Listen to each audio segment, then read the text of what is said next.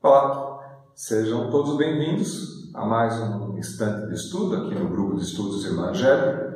Estamos estudando o Livro dos Espíritos, hoje no livro 2, Mundo Espírita ou dos Espíritos, capítulo 1 dos Espíritos, item 6, Escala Espírita. Esse capítulo em especial, ele não é de perguntas e respostas, mas ele tem alguns itens e a explicação para esses itens, tá? E começa pelo que seria a pergunta número 100, o item número 100, que tem por título Observações Preliminares. Diz assim: a classificação dos espíritos se baseia no grau de adiantamento deles, nas qualidades que já adquiriram e nas imperfeições de que ainda terão que despojar-se. Essa classificação, aliás, nada tem de absoluto. Apenas no seu conjunto, cada categoria apresenta um caráter definido. De um grau ao outro, a transição é insensível e nos limites extremos os matizes se apagam, como nos reinos da natureza, como nas cores do arco-íris ou também como nos diferentes períodos da vida do homem. E aí a gente lembra, na vez passada, na aula passada, a gente já falou da paleta de cores, né? Como tudo na natureza é muito gradativo e paulatino, nada é por trancos, nada tem grandes diferenciações. E lembrando também, quando a gente estuda a mediunidade, mais claramente caracterizada pelo estudo de Edgar Armand, ele também menciona no livro Mediunidade que, embora se separem os tipos de mediunidade para estudo, para fim de estudo, ela nunca se apresenta de uma maneira pura, de uma única categoria para cada médium. Cada médium tem porções diferentes dos tipos de mediunidade. A divisão, a categorização, ela serve para fins de estudo, para que a gente possa se debruçar em determinados detalhes. No avanço da escala espiritual, ou no mundo espírita, na classificação dos espíritos, a gente tem a mesma situação. A gente já comentou na vez passada, os espíritos vão evoluindo na maneira em que as provas são dadas, que elas vão aparecendo, e a gente se dá bem em alguns temas, um pouco mais de dificuldade em outros temas, mas de uma maneira ou de outra, a gente vai evoluindo, cada um dentro do seu ritmo, cada um com uma progressão que lhe é peculiar, devido ao seu esforço, devido à sua aplicação e devido às oportunidades que a vida também concede. Continuando, ele diz assim: podem, pois, formar-se maior ou menor número de classes, conforme o ponto de vista de onde se considere a questão. Dá-se aqui o que se dá em todos os sistemas de classificação científica, que podem ser mais ou menos completos, mais ou menos racionais, mais ou menos cômodos para a inteligência. Sejam, porém, quais forem, em nada alteram as bases da ciência. Assim é natural que, inquiridos sobre esse ponto, hajam os espíritos divergido quanto ao número de categorias, sem que isso tenha valor algum. Entretanto, não faltou quem se agarrasse a esta contradição aparente, sem refletir que os espíritos nenhuma importância ligam ao que é puramente convencional. Para eles, o pensamento é tudo. Deixam-nos a nós a forma, a escolha dos termos, as classificações, numa palavra, os sistemas. Façamos ainda uma consideração que se não deve jamais perder de vista, é de que entre os espíritos, do mesmo modo que entre os homens, há os muito ignorantes, de maneira que nunca serão demais as cautelas que se tomem contra a tendência a crer que, por serem espíritos, todos devam saber tudo. Nesse item especial, eu tenho repetido aqui algumas vezes, e alguma coisa que eu trouxe comigo durante a vida, que foi um exemplo que eu capturei muito cedo. Eu tinha um chefe há muito tempo atrás, que tinha uma mesa com um tampo de vidro, e debaixo do tampo de vidro ele tinha colocado assim algumas frases, e uma delas que estava num lado assim dizia o seguinte: nunca confie num homem porque ele tenha cabelo branco, porque os idiotas também envelhecem. E aí, assim, não é porque é bonitinho, é porque é velhinho, porque é já idoso, que então virou certinho, está tudo bonitinho. Então, assim, aqueles que são mal intencionados, que foram a vida inteira, não vão mudar por causa disso e vão chegar à velhice tendo as mesmas características que tiveram durante a vida. Extrapolando mais esse conceito, não confie no espírito porque ele é desencarnado, porque os mal intencionados, aqueles mal direcionados, também desencarnam e se apresentam na espiritualidade. E se a gente levar em consideração que aqueles que estão mais disponíveis para as comunicações mediúnicas são aqueles que estão mais próximos da vida terrena, aqueles que estão mais no nosso nível de vibração, é muito mais fácil a gente encontrar espíritos ignorantes nas comunicações do que espíritos mais elevados que venham trazer sabedoria, ensinamentos que sejam palpáveis, que sejam a ser considerados. E também não porque, essa é uma bela consideração também, não é porque o palavreado do espírito comunicante, daquele que passa a comunicação, é bem elaborado, porque tem um vocabulário mais vasto, usa palavras difíceis, que o seu conteúdo, que a sua mensagem, seja também por conta disso melhor. A gente sabe que muitos espíritos que usaram do conhecimento enquanto encarnados para enganar várias pessoas, para obter favorecimentos, e quando desencarnam, muitos deles continuam nessa mesma jornada, nessa mesma pegada, nessa mesma maneira de atuar, procurando alguém que lhe seja suscetível a cair na sua lábia, a cair na sua discussão. Então é fácil de se encontrar na espiritualidade espíritos também que, embora falem muito bem, que tenham um vocabulário muito grande, muito elaborado, não sejam portadores de notícias muito boas ou de mensagens muito que nos auxiliem no desenvolvimento. Já pelo contrário, às vezes espíritos que se apresentam de uma maneira mais simples, com vocabulário muito reduzido, talvez tenham uma informação, uma mensagem muito mais apropriada e muito mais que nos enriqueça muito mais, na medida em que apresentam o real sentimento, a real valor daquilo. E por não terem um vocabulário mais rebuscado para poder se esconder, as suas ideias ficam claras. Então é muito mais fácil de a gente reconhecer aquelas ideias que nos tendem ao amor, à caridade, ao perdão, as mensagens que são as mensagens essenciais do Evangelho, daquelas que o Cristo veio trazer para a gente. Fica muito mais fácil a gente reconhecer numa linguagem muito mais simples e muito mais direta, às vezes muito mais amorosa, do que uma linguagem muito rebuscada, muito formal, muito burilada, né? Então esse é um aspecto bastante interessante. Aí continua assim no Livro dos Espíritos, ainda no item 100. Qualquer observação exige método, análise e conhecimento aprofundado do assunto. Ora, no mundo dos espíritos, os que possuem ilimitados conhecimentos são, como neste mundo, os ignorantes, os inatos a aprender uma síntese, uma fórmula, um sistema. Só muito imperfeitamente percebem ou compreendem uma classificação qualquer. Consideram a primeira categoria todos os espíritos que lhes são superiores, por não poderem apreciar as gradações do saber, da capacidade e da moralidade que os distinguem, como sucede entre nós um homem rude em relação aos civilizados.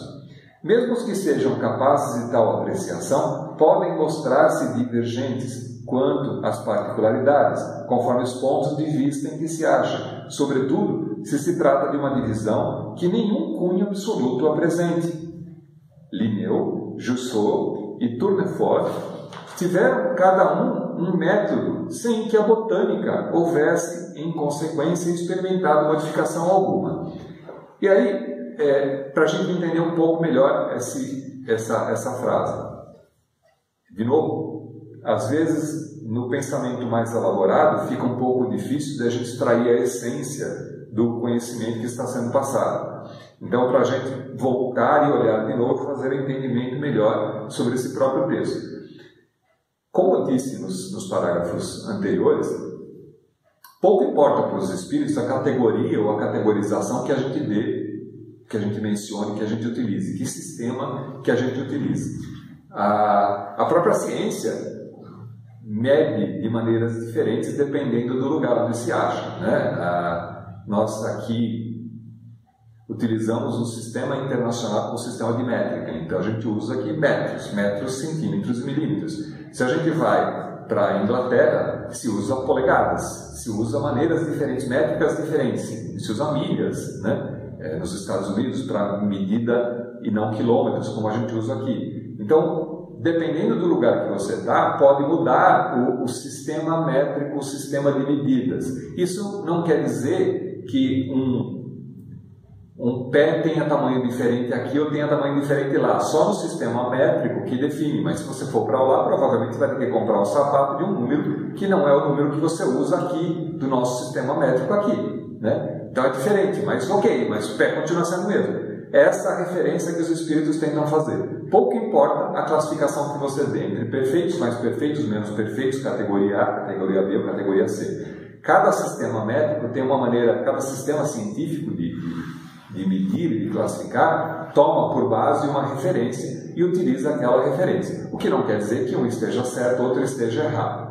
O que é essencial nessa questão, principalmente em relação aos espíritos, é o grau de conhecimento alcançado por cada um deles, né? Seguindo nessa linha, a gente comentou aqui, o texto comenta para a gente de Linneu, Jussot e Tournefort. Então eu vou buscar um pouquinho, por curiosidade, para saber quem são esses personagens, né? Então, Carlos Linneu, vocês veem a fotinha dele aí, nasceu dia 23 de maio de 1707, em Uppsala, e faleceu em 10 de janeiro de 1778. Geralmente conhecido como Linneu, foi um botânico zoólogo e médico sueco, criador da nomenclatura binomial e da classificação científica, sendo assim considerado o pai da taxonomia moderna. Ou seja, ele criou uma maneira de observar a natureza, a botânica em especial, e de separar para poder classificar cada um dos tipos de vegetais diferentes, né? Lembrando, taxonomia, o que é taxonomia? Taxonomia é a ciência que lida com a descrição, identificação e classificação dos organismos, individualmente ou em grupo, quer englobando todos os grupos, biotaxonomia, quer se especializando em algum deles, como ocorre no caso da fitotaxonomia e da zootaxonomia. Ou seja, aqueles nomes complexos que a gente enxerga quando fala que descobriu um animal novo. Então, dá o nome de um determinado bicho. Há pouco tempo atrás, aliás, essa semana, ouvi que tinha sido descoberta uma cobra venenosa nova e os cientistas que descobriram essa cobra deram o nome da cobra em homenagem ao vocalista do Metallica. Porque ele gostava muito de rock, então era uma maneira de tentar dar destaque para aquele animal, de maneira que as pessoas se achassem interessantes e quisessem saber mais, estimular as pessoas a conhecer. Então é muito comum no reino animal, quando se descobre, que os nomes dados, fora uma parte do nome que identifica grupo, família, tipo, né? Se é bípede, se é quadrúpede, se tem asas, se não tem asas, se voa, que parte do nome identifica essa categorização, tem uma parte do nome que é atribuída para poder dar uma diferenciação entre elas. Só para a gente ter um nome para poder dar as coisas. Voltando de novo, quando a gente fala daquela escala de cores, é a mesma coisa que quando você vai lá na Leroy Merlin comprar a tinta e você olha no catálogo e você vê a tinta azul celeste brilhante da manhã de fevereiro. É só para poder dar uma diferença do nome de um azul para outro azul, para não confundir um com o outro. Melhor você chamar azul 735A, né? Que é não é tão agradável para a gente, né? Então, essa é a questão. Então, essa mudança, a taxonomia, é uma maneira de identificar e separar os tipos diferentes. Já isso, Linneu criou, então, uma maneira de fazer. Antoine Laurent de Jussot, que nasceu em 12 de abril de 1748 e faleceu em 17 de setembro de 1836, então nasceu um pouquinho mais tarde, morreu um pouquinho mais tarde que Linneu, foi um médico e botânico francês que desenvolveu as ideias do seu tio Bernard de Jussot sobre a classificação dos vegetais de acordo com seu sistema baseado na morfologia das plantas. Então, essa é uma outra maneira, então são duas maneiras diferentes de dar nome às plantas, ao reino botânico. O que nem por causa disso uma planta deixa de ser o que ela é só a maneira que ela é classificada em cada um deles. E José Piton de Tournefort, que nasceu em 5 de 6 de 1656 e morreu em 28, esqueci de pegar o ano de falecimento dele, foi um botânico francês notável por ter introduzido de forma clara o conceito de gênero aplicado à botânica. Tournefort teve como pupilo Charles Plumier que o acompanhou nas suas viagens. Então é outro que se dedicou ao processo de classificação. O que os espíritos trazem como conceito aqui é isso. Usam esse exemplo porque são 3 distintos cientistas que se dedicaram a sua vida à classificação e que nem por causa disso nenhum deles estava certo ou estava errado. Então a tentativa, e é muito da nossa necessidade de tentar classificar a evolução dos espíritos ou classificar os espíritos por categorias, subcategorias, classes, não diz muita coisa. E é questionável porque espíritos com um olhar diferente, cada um de nós com um olhar diferente, poderia categorizar de uma maneira diferente. E sempre a categorização, tudo aquilo que tenta categorizar, de uma certa maneira, limite ou restringe aquilo que está sendo categorizado. Então, o que essa primeira parte do livro em especial faz é fazer um levantamento para, cuidado com essa categorização, elas não são absolutas, elas não são definitivas e, no final das contas, pouco importa para os espíritos como você os classifique. Continuando, o texto diz assim: é que nenhum deles inventou as plantas, nem os seus caracteres, apenas observaram as analogias segundo as quais formaram os grupos ou as classes. Foi assim também que procedemos. Não inventamos os espíritos, nem os seus caracteres.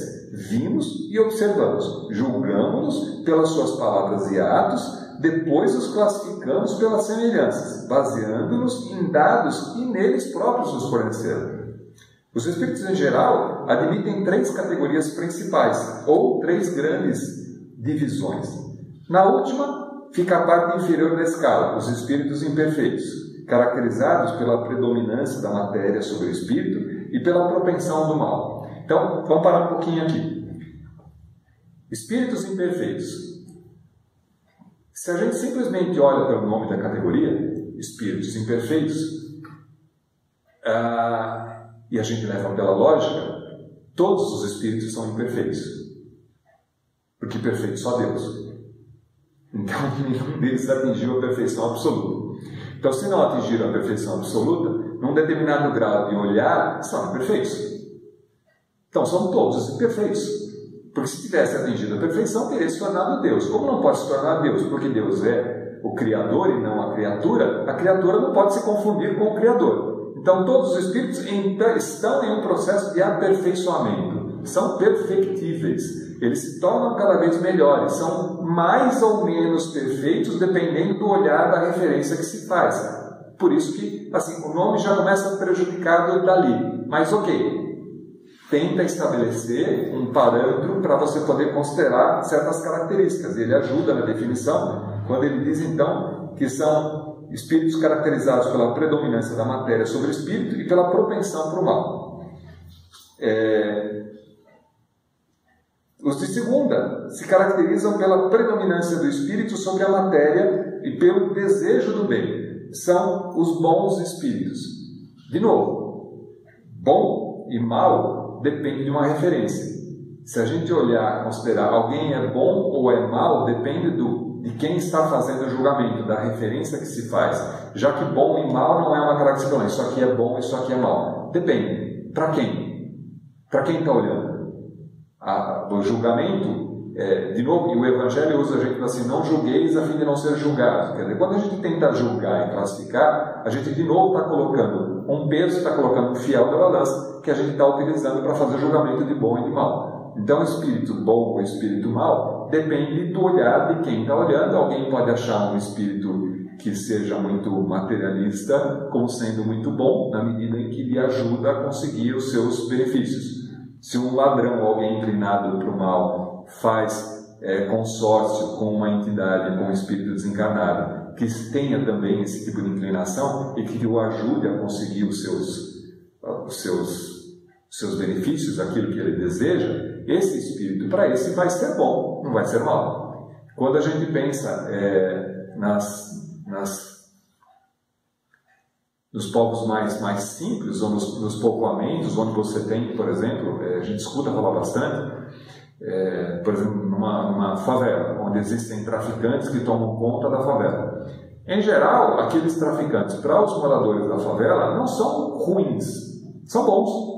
Porque muitas vezes eles cuidam daqueles que vivem naquele mesmo território. E fornecem cestas básicas, ajudam quando precisa socorrer alguém, eles muitas vezes ajudam a sua comunidade. Então, para aqueles que vivem na comunidade, eles não são ruins, são bons. Para a gente, sociedade que vive do lado de fora e enxerga isso de uma maneira diferente, não, eles são ruins, eles não são bons. Né? Então, de novo, a questão de ser bom ou ser mal é um ponto de referência que depende do olhar que se estabelece.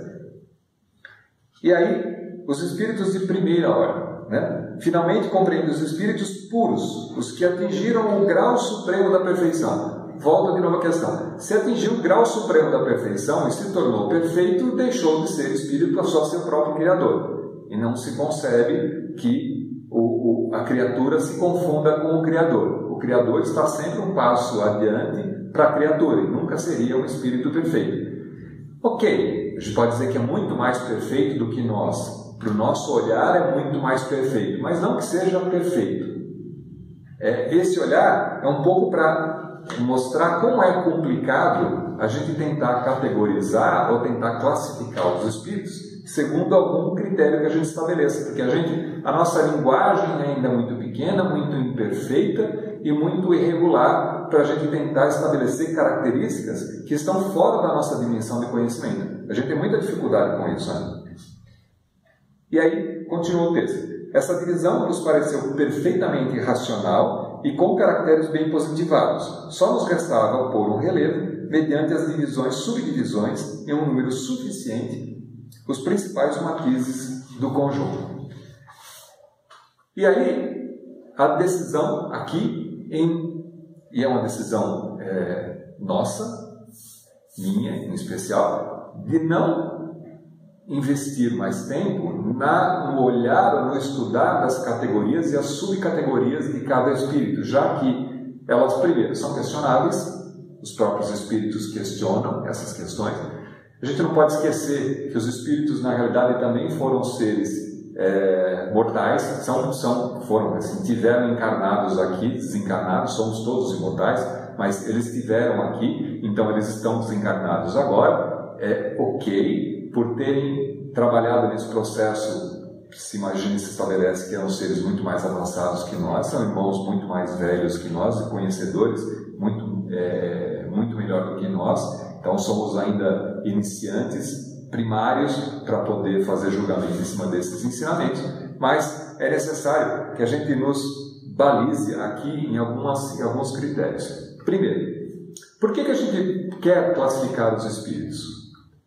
A gente quer classificar os espíritos para a gente poder avaliar se as comunicações que são passadas, se os ensinamentos que são passados são bons, se eles são importantes, se eles devem ser seguidos. E aí a gente tem, por essa questão, a gente tem o próprio Evangelho recomenda isso, né? Como observar e como discernir. Não vai ser classificando o espírito, dizendo, você é um espírito de segunda categoria, terceira ordem, por causa disso eu não vou acreditar em você. O que leva a considerar é o que o próprio Evangelho diz. Como é que você reconhece se um espírito é de bem? Ele fala assim, olha a árvore. Se a árvore fornece bons frutos, né, essa árvore é boa. Se essa árvore fornece maus frutos, ela não é uma árvore boa. Se o fruto é bom, significa que a árvore é boa. Se o fruto é ruim, essa árvore não é boa. Essa analogia, lógico, hoje, nos dias de hoje principalmente, quando a gente fala de diversidade, de botânica, de preservação da natureza, não é porque uma árvore não dá fruto que ela não seja importante. Toda árvore é importante, toda árvore é boa. De novo a questão da referência, né? Todas as árvores precisam ser mantidas e preservadas e cuidadas. Mas a analogia que o Cristo faz no Evangelho quando diz isso, é que a gente deve conhecer o Criador pela criatura. Então, se a mensagem que está sendo passada é uma mensagem que nos inclina ao bem, que nos inclina a superar as dificuldades, a avançar no conceito da evolução espiritual, a fazer o bem ao próximo, a deixar de lado, quer dizer, se ela está coerente com a mensagem do Evangelho, então essa mensagem significa que veio de um espírito que deve ser considerado. Ok, então esse espírito é perfeito? Não, não é perfeito. Ele é tão imperfeito na medida em que ele precisa ainda evoluir. Né? Então, que grau de perfeição que se dá? Ele pode ser mais perfeito do que a gente. E é o que acontece normalmente. os espíritos mais instruídos vêm para nos ajudar na instrução. Significa que eles sabem tudo? Não, eles não sabem tudo. Né? Eles também são aprendizes, eles também estão num processo de perfectibilidade, também estão se aperfeiçoando. E nós também, quando desencarnarmos aqui e tivermos tarefas a serem executadas na espiritualidade, estaremos em trabalhos ajudando espíritos que conhecem menos do que nós, o que não significa que estaremos conhecedores de tudo, porque temos ainda muito a aprender. E é o que acontece sempre. Os próprios relatos de André Luiz, nos livros, mostram isso. Que inicialmente ele não era capaz de ajudar, quando ele se torna capaz de ajudar, ele precisa passar por um treinamento e depois, mais tarde, ele começa num trabalho de ajuda. Então, significa que ele se tornou perfeito? Não, ele estava ainda em aprendizado, só que o que ele já sabia já era suficiente para ajudar outras criaturas. O mesmo se dá com os servidores da casa espírita.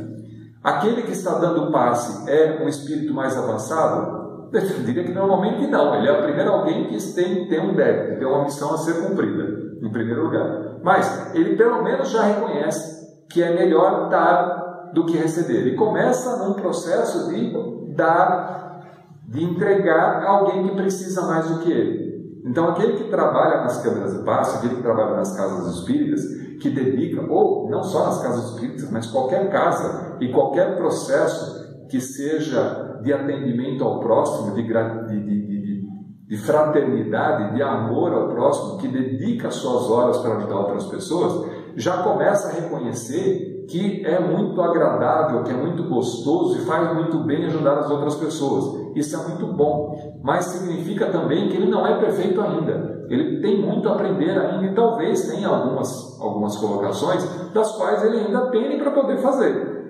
É muito do peso que não se deve colocar ou que se deve esperar das casas espíritas em especial. Se você espera que a casa espírita seja perfeita e que todos os trabalhadores da casa sejam perfeitos, você está procurando alguma coisa que não existe aqui nesse planeta. Não nesse momento encarnado. Porque todos que estão aqui reencarnados nesse momento vivendo têm os seus penhores, têm as suas dificuldades, têm os seus problemas. E não é porque desencarnam que passam a ser perfeitos ou passam a ser melhores. Eles são aquilo que praticaram aqui. Então, o que a gente ganha e aprende nessa existência, a gente leva para a espiritualidade. E mais tarde, talvez nós estejamos nos grupamentos espíritas passando comunicações mais tarde com base nas experiências que tivemos nessa existência, nos aprendizados que tivemos nessa vida. Então, isso dá uma certa colocação de, primeiro, se acredita em tudo que se recebe? Não, não se acredita, deve-se checar. Vale lembrar que o próprio Allan Kardec, quando as mensagens que foram passadas para ele, da recolha e do estudo das mensagens, não é porque uma mensagem batia a comunicação em vários grupamentos espíritas e ela tinha coerência entre a lógica entre todos eles, que ele simplesmente acatava aquela mensagem. Ele ainda debruçava sobre o fator do raciocínio, sobre o fator da lógica, e colocava isso para debater com um grupo de pessoas, para ver se as pessoas viam que aquela mensagem fazia sentido, que aqueles princípios faziam sentido. O Livro dos Espíritos foi montado e compilado dessa maneira, não simplesmente todas as mensagens que foram passadas. É interessante saber que quando Allan Kardec desencarnou, sobrou ainda uma porção de escritos de mensagens que ele havia recebido e que ele ainda não tinha conseguido dar contexto, dar conhecimento para aquilo, não tinha conseguido fazer a compilação necessária para que isso se tornasse uma base teórica que pudesse compor, dado o respeito e a responsabilidade que ele via no material que ele estava preparando. Nem Allan Kardec considerou tacitamente a mensagem dos Espíritos como sendo verdadeira. Ele ainda passou um crivo ainda de razão, de raciocínio, sobre as mensagens que estavam sendo passadas. Por quê? Porque o Espírito tem um princípio básico da falibilidade do Espírito. Se somos ainda imperfeitos, estamos todos em escala de crescimento e evolução, estamos ainda no processo de evolução. E nesse processo de evolução, falhamos. É normal falhar, é normal errar. O que a gente precisa é aprender com as nossas falhas, com os nossos erros, para continuar nesse processo de evolução. E que quando você questiona um espírito que realmente é bem intencionado, ele não é arrogante. Ele aceita ser questionado quando existe dúvida. Da mesma maneira que o médium deve aprender por humildade a questionar quando não consegue entender. Porque também é muito fácil a gente dizer, ok, tá bom. Quando você não entendeu nada daquilo que está sendo passado, simplesmente para não assumir o papel de burro, de ignorante, de que você não conseguiu compreender a mensagem. A espiritualidade sabe muito bem das nossas limitações, muito mais do que nós mesmos, e está, na maneira em que se dedica a nos auxiliar, a esclarecer as nossas dúvidas e respeitam e estimulam o questionamento. Porque quando não existir questionamento, existe um processo de emborrecimento do grupo. Tem uma historinha para contar para vocês, uma experiência que também já contei aqui algumas vezes na casa, mas que é bastante interessante e ilustra um pouco essa questão. No começo da vida espírita, eu participei de um pequeno grupo que a gente se reunia numa casa dos componentes. Então a gente, aos domingos, se reunia e participava da reunião, fazia uma reunião mediúnica, fazia estudo do Evangelho e, com o passar do tempo, acabou-se fazendo alguns trabalhos de cura, de remediação, de tratamento de algumas doenças físicas que apareciam e pessoas eram convidadas a participar da reunião para poder passar pelo tratamento. Tudo bem, muito bem. Chegou uma hora que a espiritualidade, os grupos, o diretor dos trabalhos na espiritualidade fez um teste com o grupo e se afastou momentaneamente e permitiu que o espírito menos esclarecido se aproximasse e tomasse o papel do médium. De maneira que esse espírito que se ocupava e se fazia dizer como médium, começou a passar procedimentos que eram utilizados para passar para os doentes, para os pacientes que chegavam, que não tinham o mesmo senso de lógica, não tinham um embasamento por que aquilo estava sendo feito daquela maneira. E o grupo já tão entregue para essa entidade médica que ajudava, que já tinha ajudado bastante gente, considerando que era o mesmo médico que se apresentava ali, cada um dentro da sua desconfiança pessoal, mas ninguém falou com ninguém, e a gente continuou fazendo os procedimentos como estava acontecendo. Até que num belo dia, numa reunião, o presidente do grupo percebeu o embuste e encarou esse espírito para poder desmascará-lo e botar à prova, e ninguém do grupo entendia nada. Né? Falou, por que o presidente do grupo está tratando mal esse espírito? Como é que ele está fazendo esse embate com a entidade? Fala assim, ele deve estar desequilibrado hoje, ele não deve estar bem hoje, ele deve estar atuando. E na verdade era o único consciente naquele dia, que percebeu o embuste e fez o desafio. É assim que ele conseguiu fazer esse desafio, impedir que essa entidade se afastasse. O que era o médico que atendia no grupo voltou de novo incorporar para passar uma comunicação para o grupo e dizer que aquilo, que em nenhum momento ele havia deixado de amparar o grupo, mas era necessário, pelo tipo de trabalho que estava sendo feito, que a gente passasse por um susto daquele, para que a gente pudesse aprender a questionar o que estava sendo feito.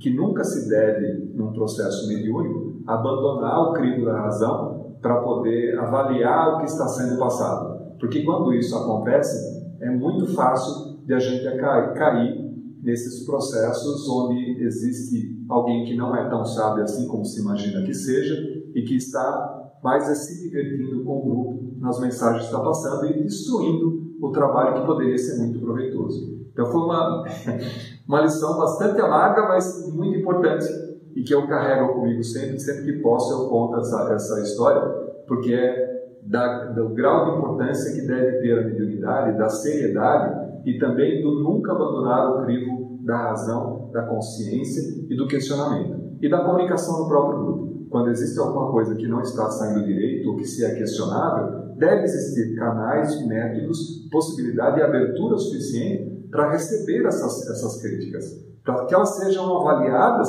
se elas são cabíveis ou não. Quando todo mundo se manifesta, todo mundo comunica, fica mais fácil do próprio dirigente da casa conseguir descobrir se aquilo faz sentido ou não faz sentido e deve tomar um caminho A ou um caminho B. Porque não se espera, a espiritualidade não se espera que a gente simplesmente obedeça cegamente o que vem da espiritualidade, sem nenhum tipo de questionamento, porque estaríamos sendo escravos autômatos e não aprendendo e não nos desenvolvendo, que é o principal do desenvolvimento da casa espírita. É com que os servidores da casa aprendam através da doutrina e possam se melhorar como espíritos também, para aumentar o número de espíritos mais evoluídos e crescendo. É isso. ficamos por aqui. Até o próximo tema do Evangelho, do Livro dos Espíritos. Até mais!